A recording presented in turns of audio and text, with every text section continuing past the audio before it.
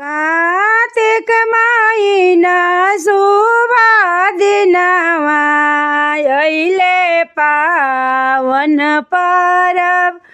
कार्तिक महिना शुभ दिनमा अहिले पावन परब। घरे घरे बजे सहनैया सब कोई करे तैयार। घरे घरे बजे सहनैया सब कोई करे तैयार। आई गइले छठिया परबिया हम करबो छठिया जरूर। आई गइले पावन परबिया छठ करबो जरूर। बानी न पगरिया ससुरजी ले आई दौरा खरीद। ले आई दौरा बेसार। बानी न पगरिया भसुरजी ले आई सुपावा खरीद। ले आई सुपावा बेसार। दिन पगरिया बालमजी ले आई चुदरी खरीद। ले आई चुदरी बेसार। बाँधिन पगरिया देवरजी छेकी नदिया किनार। छेकी सरजू के घाट। हाथवा उठावा मोरे बबुआ ले आव गैया के दूध। भोरे भोरे उठा मोरे दुलरुआ ले आव गैया के दूध।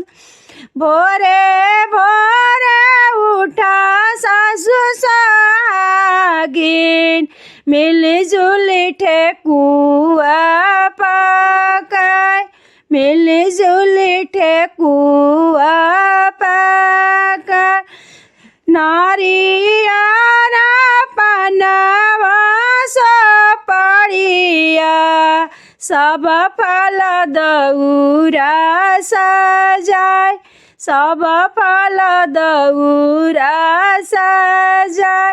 जोड़े जोड़े नारियल सजाइबो छठी के देबो हमाया रंग। छठी के देबो हमाया रंग। जोड़े जोड़े हमारा सजाइबो आदित्य के देबो हमाया रंग। दसन जोड़ी खड़ा होइबो दीनानाथ के देबो हमाया रंग। दीनानाथ के देबो हमाया रंग। हमारा रगिया लिहा सूरज दे आशीष दिहा भरमु। आशीष दिहा भरमु। हमारा रगिया ले ले आदित्य दे मने मने देला मुसुकास।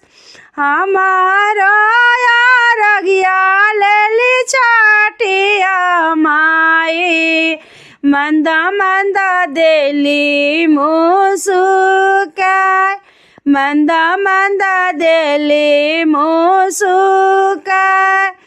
बड़ा खुश भैली तोरा पूजा फल मांग जवन तोरा हृदय समहिले से कुछ मांगी के सुनाय से कुछ मांगी के सुनाय हमारा के अटल सगवा गोदिया ललना हमारा के अटल सगवा बबुआ के लमहर उमर बेटिया के मन जोगा बरवा ऐसे खिले फूलवर हंसत खेलत रहे फूलवर आसाया शिश दियाली छठिया माई गुजत तोरे रही